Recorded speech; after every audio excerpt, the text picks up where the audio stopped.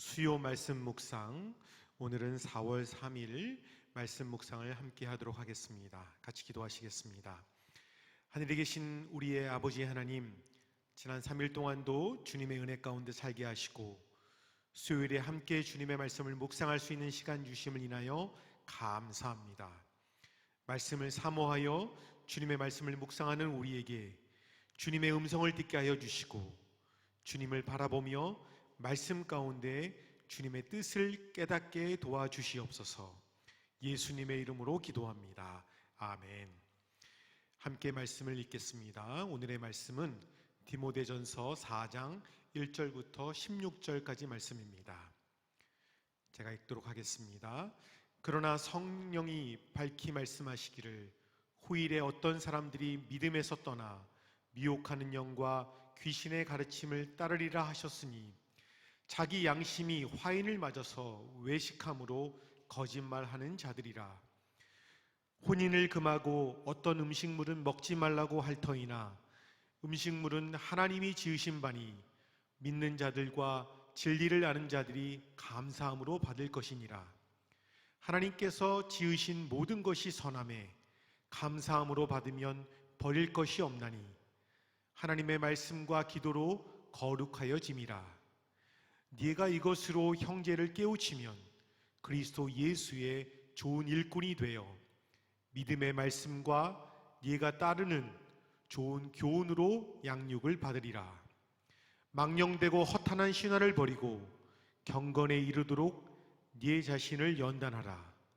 육체의 연단은 약간의 유익이 있으나 경건은 범사에 유익하니 금생과 내생에 약속이 있느니라. 미쁘다 이 말이여 모든 사람들이 받을 만하도다. 이를 위하여 우리가 수고하고 힘쓰는 것은 우리 소망을 살아계신 하나님께 두미니 곧 모든 사람 특히 믿는 자들의 구주시라. 너는 이것들을 명하고 가르치라. 누구든지 네 연소함을 업신여기지 못하게 하고 오직 말과 행실과 사랑과 믿음과 정절에 있어서 믿는 자에게 본이 되어 내가 이를 때까지 읽는 것과 권하는 것과 가르치는 것에 전념하라. 네 속에 있는 은사 곧 장로의 회에서 안수받을 때에 예언을 통하여 받은 것을 가볍게 여기지 말며 이 모든 일에 전심전력하여 너의 성숙함을 모든 사람에게 나타나게 하라. 네가 네 자신과 가르침을 살펴 이 일을 계속하라.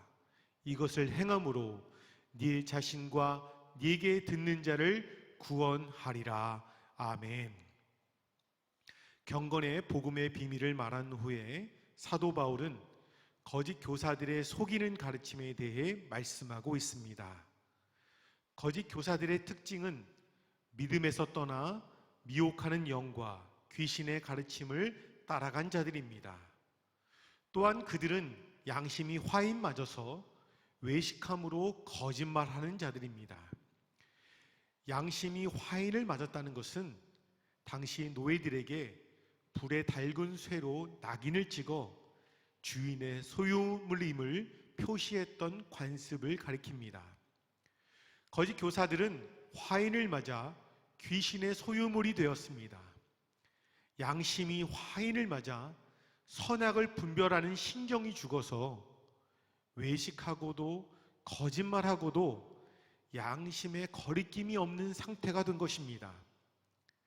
그들은 내면으로는 탐욕스러우면서도 겉으로는 극단적인 금욕주의를 말하고 있습니다. 그래서 그들은 결혼을 금하고 어떤 종류의 음식은 먹지 못하게 했던 것입니다. 지금도 이단들의 특징이 그렇지 않습니까? 극단적인 금욕주의적인 삶을 사는 것이 거룩한 삶이라고 겉으로는 가르치고 있습니다. 그러나 그들의 교주나 지도자들의 삶은 성적으로 타락한 경우가 많이 있습니다. 그들은 자신을 따르는 사람들에게 과도한 헌금을 요구하고 그 돈으로 자신들의 재산을 축적하고 있는 경우가 많음을 보게 됩니다. 이단이 아닌 일부 기성교회에서도 이런 문제가 있다는 것이 우리들의 문제이기도 하지요. 우리는 복음의 진리로 깨어나서 양심의 소리에 귀를 기울여야 합니다. 또한 말과 가르침과 삶이 일관성을 가지도록 늘 기도해야 합니다. 그런 삶을 살기 위해서 사도 바울은 7절 이하에 경건에 이르도록 네 자신을 연단하라고 말씀하고 있습니다. 경건의 훈련이란 망령되고 허탄한 신화를 버리고 복음의 진리 가운데 거하는 것입니다. 물론 육체의 연단도 유익이 있습니다. 여러 연구에 따르면 근육량은 40세 이후에는 해마다 1%씩 감소해서 80세가 되면 절반 정도로 줄어든다고 알려져 있습니다. 따라서 40대부터는 근력 운동을 통해 근육의 손실을 최대한 막아야 된다고 의사들은 권하고 있는 것이지요. 매일 자신을 위해서 운동을 하는 것은 분명 유익이 있는 것입니다.